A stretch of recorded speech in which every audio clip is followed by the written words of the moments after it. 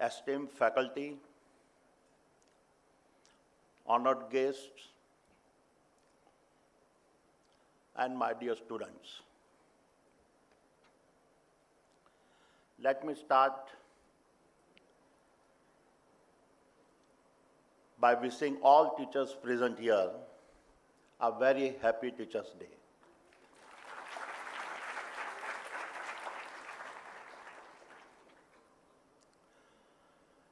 It's a great honor to address all of you at Jahind College. These institutions, born from the ashes of India's partitions, is a great example of the resilience of a human spirit. I find it fascinating that 75 years ago, two visionary professors from the DJ Saints College in Karachi laid the foundation for these institutions in two tiny rooms. Despite the immense challenges and human displacement happening during the partitions of our country, they dreamed of a future where the force of education could heal and unite. I therefore stand here today humbled and thankful to have been invited by Shri Vikram Nankani to share my experiences from this historic platform.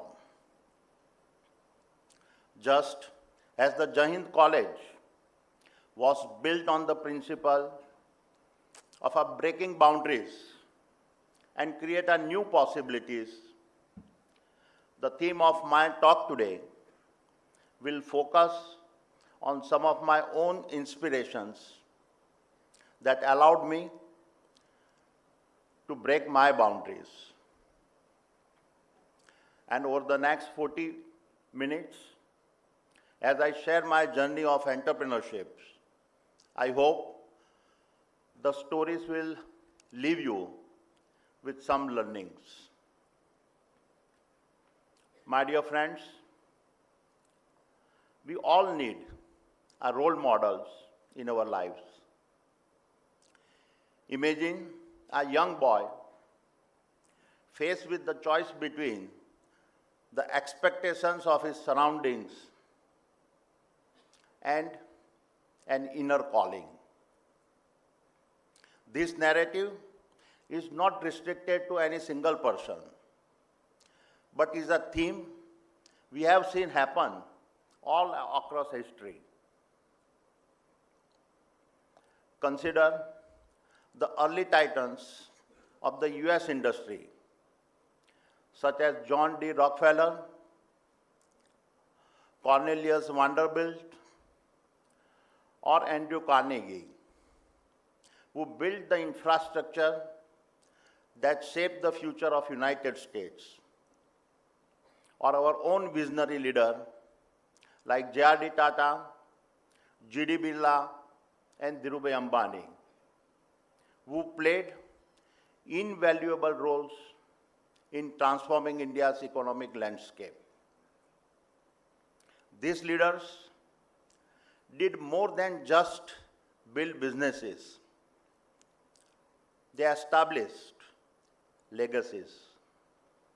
Their journey were filled with challenges and criticism, yet their guts to tackle the impossible transform ordinary ambitions into extraordinary legacies. They showed that the true measure of a leader is not in their titles, but in the legacies they leave behind. And as I stand before you today, I would like to emphasize a few points that often go unspoken.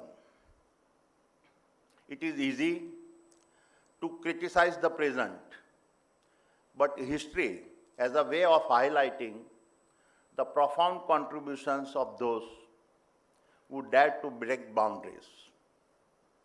It is said that the wisdom of our saints and prophets is only recognized long after their time. Likewise, I believe that the real impact of the achievement of visionaries is also often realized not during their lifetimes, but only after they are gone. My dear friends, I was just 16 years old when I decided to break my first boundary. I had to do with giving up my education and choosing to move to an unknown future in the city of Mumbai. People still ask me, why did you move to Mumbai? Why did you not complete your educations? The answer lies in the heart of every young dreamer who sees boundaries not as a barriers, but as challenges that test his courage. I was driven by a need to see if I had the courage to make a life for myself in the most happening city of our country. Mumbai is more than just a city for me. It was my training ground for business. It is here that I learned to short and trade in diamonds. The field of trading makes a good teacher. I learned very early that an entrepreneur can never be frozen by over-evaluating the choices in front of him. It is Mumbai that taught me to think big. You must first dare to dream beyond your boundaries. But life has a way of taking unexpected turns. Just as I was turning 19, I was called back by my elder brother to assist in running our small-scale PVC film factory situated near Ahmedabad. The business was faced with many challenges, primarily due to extreme government control and restrictive import policies, leading to severe shortages of raw materials. This was my first real encounter with the limitations of the business environment in India. Yet, it was also an early lesson that laid the ground for the next set of business I was to start on. The mid-1980s marked the beginning of transformation in India. In 1985, under the leadership of Sri Rajiv Gandhi, the country took its first steps towards economic liberalizations. The easing of import policies opened up a new possibilities for businesses. Having run our PVC factory, I understood the pains of the small-scale import sectors, and therefore, despite having no prior experience in trading, I saw an opportunity in this environment of a new policy. I took a leap and established a trading organizations for importing polymers to supply to the struggling small-scale industries. By the time I turned 23, my trading venture was doing well. Then came 1991, when India faced a severe foreign exchange crisis that brought the country to the brink of economic collapse. It was during this crisis that Shri P.V. Narasimha Rao, the then Prime Minister, and Dr. Manmohan Singh, the then the Finance Ministers, outlined a series of bold economic reforms. These reforms included reducing of import tariffs, deregulating industries, opening up the economy to foreign investments, and encouraging public-private partnership in infrastructure development. Every nation has its transformative years that change the direction of its future. 1947 was about a free India. 1991 was about liberalization of our businesses. And in 2014, under the leadership of Prime Minister Shri Narendra Modi, the essence of freedom was further accelerated as reforms and good governance took a central stage. All these years stand as a turning points, each building on the other in India's remarkable journey. Reflecting on the events between 1985 and 1991, it is clear to me that these were more than just moments of economic change. They were forces that reshaped the business landscape of India and laid the foundation for India's transformations. These reforms marked the end of the license Raj, a period defined by excess regulation and control over the Indian economy. Many of the established business houses that had grown large since independence failed to evolve and recognize the significance of the policy changes. They held on to the status quo, unable to evolve, and over time become weak or irrelevant. Meanwhile, those who dared to break boundaries capitalized on the opportunities and set themselves up for success. Looking back, we were one of them. In every crisis lies the potential for a reinvention, and it is our courage during these moments of truth that defines the path to greatness. For me, the liberalization of 1991 was my second big break. At 29, I established a global trading house dealing in polymers, metals, textiles, and agri-products. And within 2 years, we had become the largest global trading house in the country. This is when I understood the combined value of both speed and scale.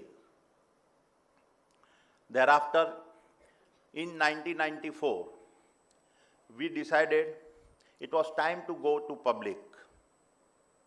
And Adani Exports, now known as Adani Enterprise, launched its IPO.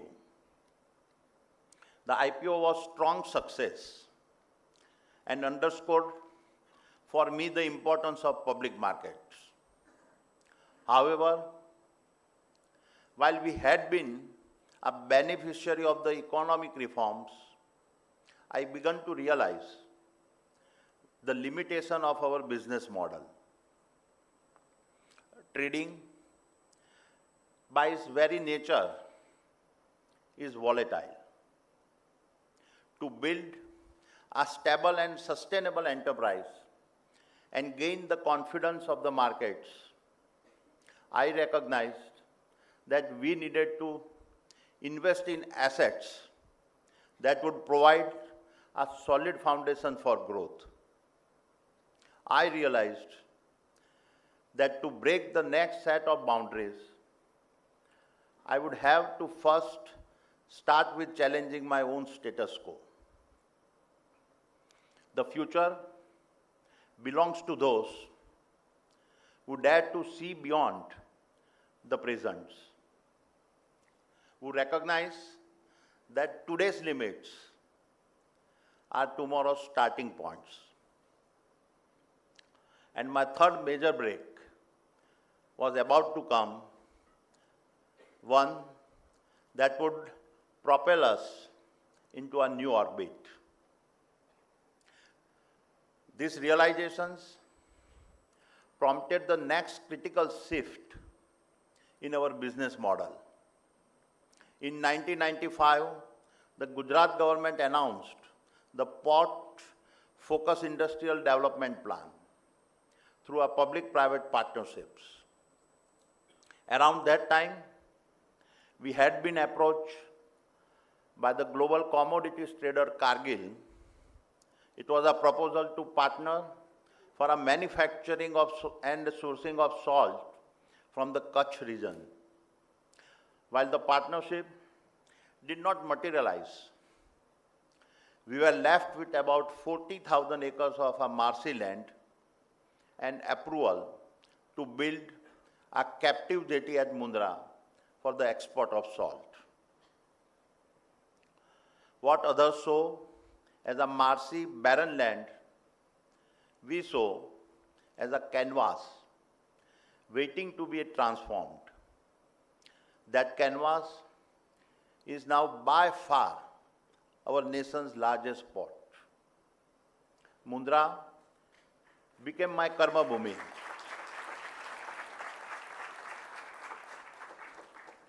Mundra became my karma bhumi and made my vision a reality. A powerful testimony to the fact, what you dream, you create, and what you think, you become. Mundra today hosts India's largest port, the largest industrial special economic zone, the largest container terminals, the largest thermal power plants, the largest solar manufacturing facility, the largest copper smelter, and the largest edible oil refinery. And yet, we are only about 10% of what Mundra will eventually become.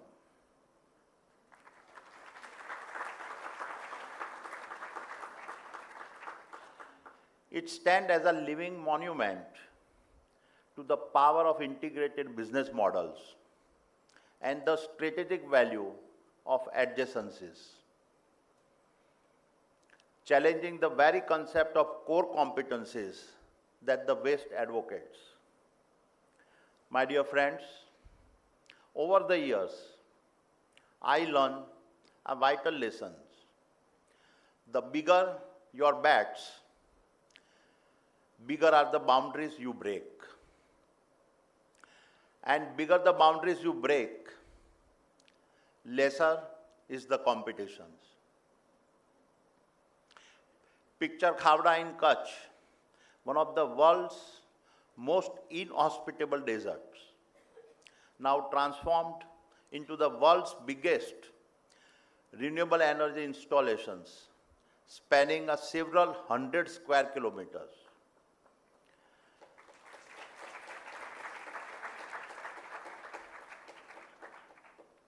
Khavda is not just another project, it is a vision, already generating more than 3,000 megawatt of clean energy and on track to reach 30,000 megawatt in next 5 years. And there is no parallel to Khavda today.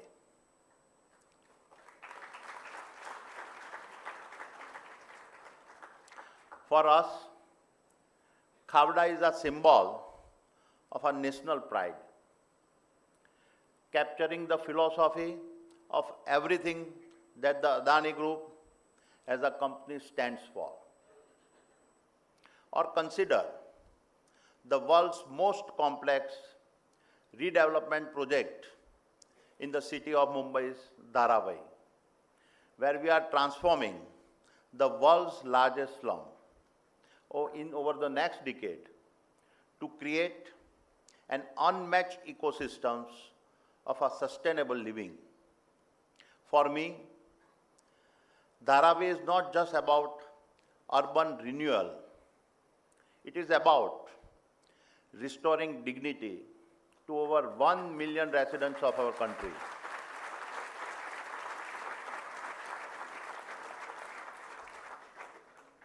It is about the possibility when you dare to dream big and act with purpose. My dear friends, while we have helped redefine India's infrastructure across airports, ports, logistics, industrial parks, and energy, it is not the victories that define us. It is the mindset to take on and overcome challenges that has shaped the Adani Group's journey. Over the years, we have assembled a set of leaders who dared to repeatedly venture into the unknown. Even in the face of unprecedented challenges, it is their guts that inspire others to rise. This form of leadership is the very essence of what defines the Adani Group. And our leadership spirit was never more visible than during the financial market attack in January last year. It was a short-selling attack initiated from abroad. This was not a typical financial strike. It was a dual assault targeting our financial stability and pulling us into a political storm. It was a calculated move, timed just days before the close of our follow-on public offer and designed to cause a maximum damage and further amplified by certain media with a vested interest. In the middle of all this turbulence, we made an extraordinary decision. After successfully raising rupees 20,000 crore through India's largest ever FPO, we decided to return the proceeds as a sign of commitment to the value we hold.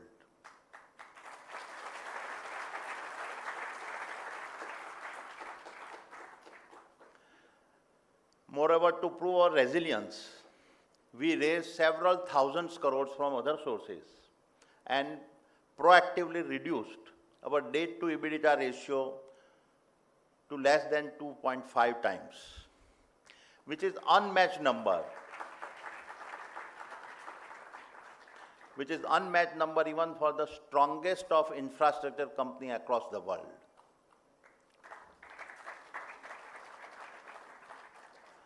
Moreover, our all-time record financial results delivered in the midst of the attack showcase our commitment to operational excellence and was best validated by the tremendous support from the global rating agencies, the financial community, and investors like our GQG partners, Total Energies, IHC, QIA, and the US Development Finance Corporations.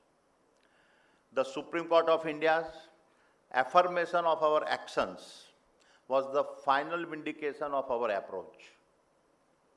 However, the most profound lesson from this trial was that breaking real boundaries is not about overcoming external challenges. It is about shattering the mental barriers. When the world says you cannot rise, that is when the real test of resilience begins.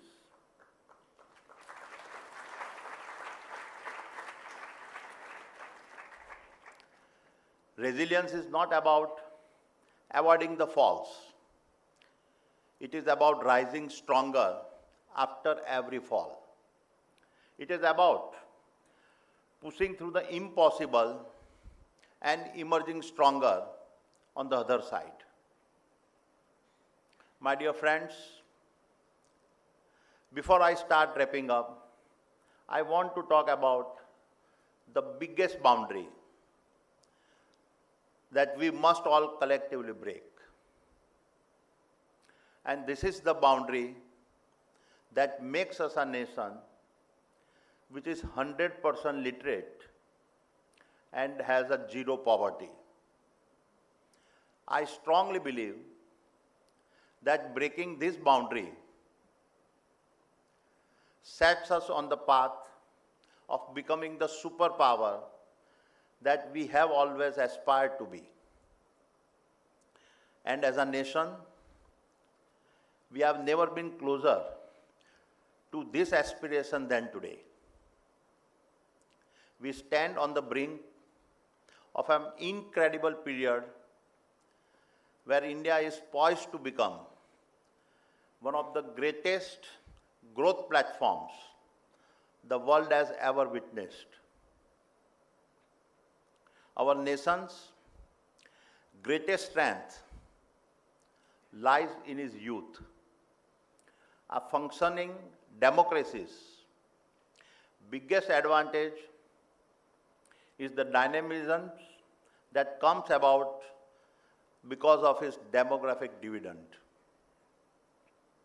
I started my journey at just 16, and I have always believed in the power of our young generations. Today, with a median age of just 29, India is positioned to be the world's largest consumer society. By 2050, the key driving force behind unprecedented economic growth.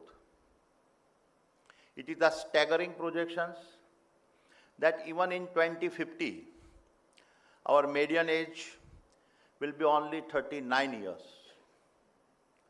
Nothing can be more empowering than being the largest global populations that is fully literate, has a zero poverty, and a median age of less than 40.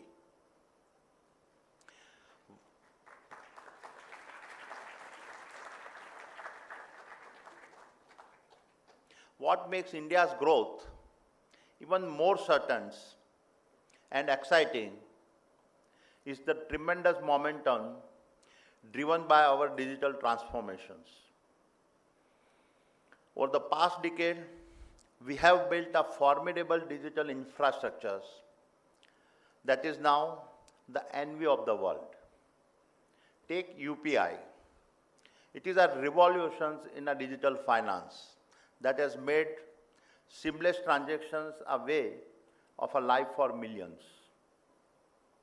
Also, our leadership in a mobile technology has further empowered every corner of our nations, making digital inclusions a reality. And this is just the beginning. According to a 2023 report by the prestigious Australian Strategic Policy Institute, India now ranks among the top 5 nations in a 45 out of 64 critical technologies. Over the past decade, India has transformed from a minor player to becoming a formidable global contender, strongly positioned across a broad spectrum of technology-related fields, including space explorations, defense, quantum technology, and artificial intelligence. The future is a brilliantly digital, and I strongly believe India is leading the charge. My dear friends, it is well established now that by the end of this decade, India is set to be the world's third largest economy.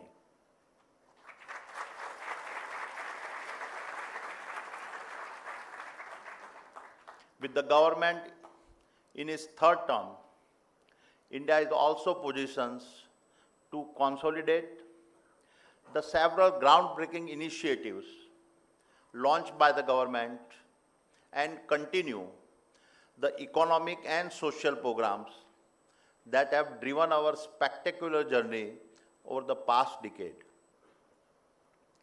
The trend lines are very clear.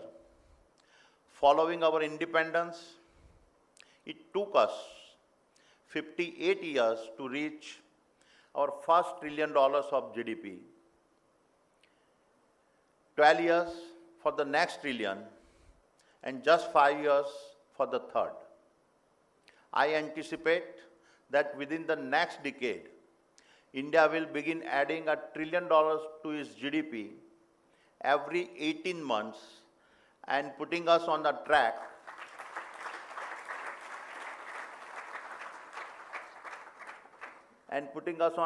to become a $25 to $30 trillion economy by 2050. This pace and scale of growth will drive incredible possibility for all of us. Yes, we'll have our challenges like every nation does. However, given the all-round progress we have witnessed over the past decade, we can be optimistic that we will have the economic strength to work through the challenges. Therefore, as I close, let me take you back to the two professors, Dr. T.M. Adani and Dr. Mohinder Morton, who founded this college. On this Teachers' Day, just as they did, let every teacher present here continue to inspire, guide, and empower the young minds of our nations.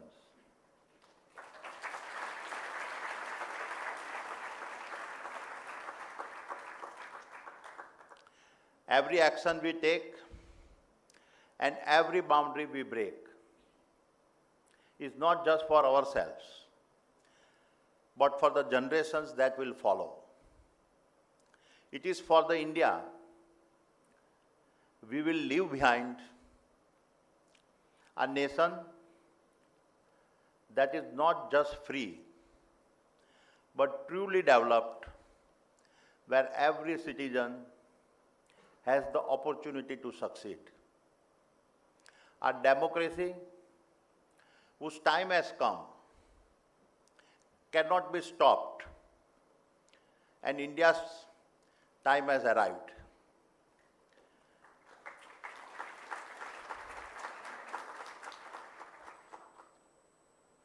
The future is ours to create, and the boundaries we break today will define the India of tomorrow. Thank you. Jai Hind. Thank you so much, Mr. Gautam Adani. One more round of applause, ladies and gentlemen, for that inspiring, enlightening, challenging, beautiful speech on breaking boundaries.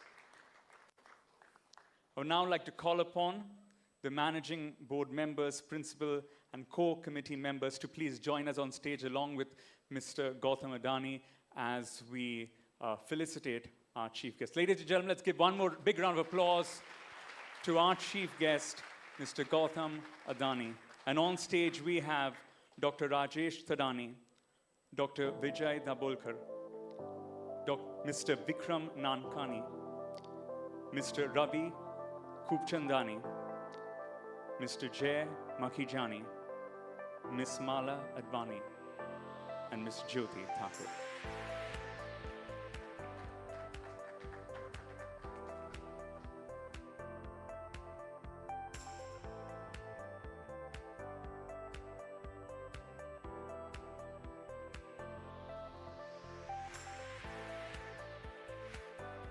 Sorry, I have a little announcement to make. We have in our midst one of the other pillars of the Adani group, Mr. Rajesh Adani. May I request him to please come up? The younger brother and the managing director. There's one little secret that I learned today in this auditorium, and Gautam Bhai just told me about it. And by that virtue, he is also part of the alumni. And I'll explain to you how. In 1977, he did apply in this college. But as history has it, he said he chose the other path. So by virtue of application, as a lawyer, I call him a deemed alumnus.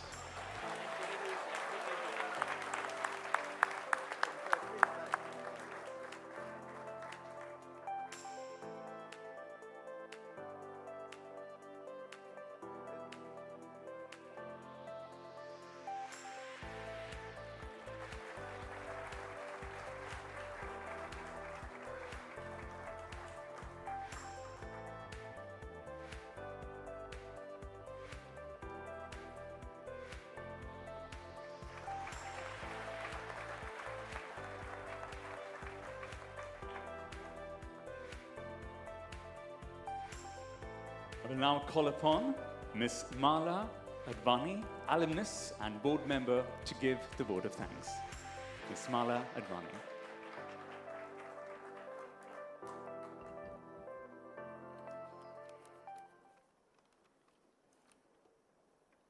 Good evening, everyone.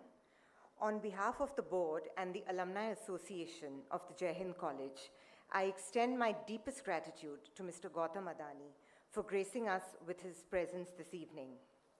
In Mr. Adani's words, the true measure of a leader is not in their titles, but in the legacies they leave behind. What you dream, you create, and what you think, you become. Your words today have undoubtedly left a lasting impact on all of us. The insights you have shared, drawn from your vast experience, have provided us with valuable perspectives. Your vision, dedication, and commitment to driving economic growth and sustainability are not just commendable, but also a guiding light for future generations. It is an immense honor to have a leader of your stature whose remarkable contributions to society inspire countless individuals across the nation and beyond. Thank you, Mr. Adani, for taking the time out of your incredibly busy schedule to be here with us today. We look forward to continuing to follow your remarkable journey and to being inspired by your leadership in the years to come. Thank you once again.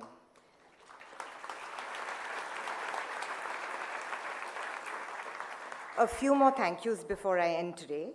I would like to thank Polycab India Limited, the A.H. Wadia Trust, Finolex Industries, and Mr. Ramesh Bijlani for their generous donations towards the college. We truly appreciate your support and your contribution, which is vital to our continued growth and success. Last but not least, a big thank you to our principal, Dr. Dabolkar, Mrs. Jyoti Thakur, Mr. Vikram Nankani, Mr. Jay Makhijani, Mr. Ravi Khupchandani, Mrs. Rakhi Sharma, and our fabulous student team for helping us put this event together.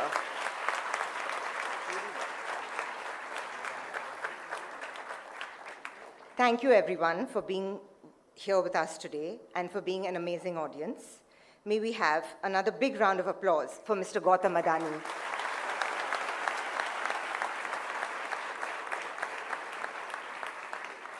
We request everyone to be seated for the next few minutes whilst Mr. Adani is escorted out.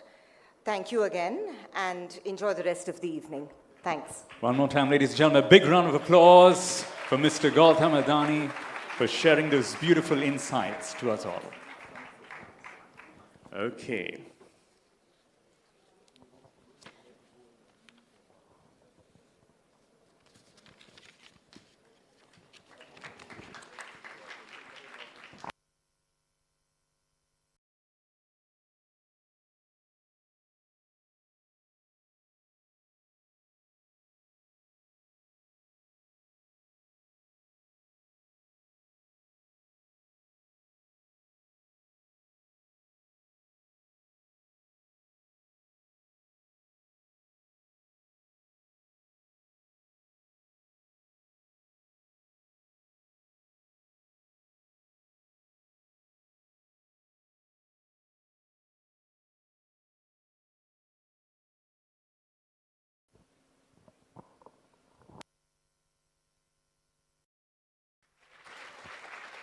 Breaking boundaries. Truly, that was so challenging for each one of us. Now, next up on stage, we have. He is the epitome of entertainment. He made waves on the entertainment scene for the past 2 decades. He is the godfather of Radio FM, Radio Mirchi, Radio Fever, and more. He recently launched a really cool music band called Wakao. You guessed it right, he's the alumni of Jai Hind College. Ladies and gentlemen, let's put it up for Mr. Gaurav Sharma.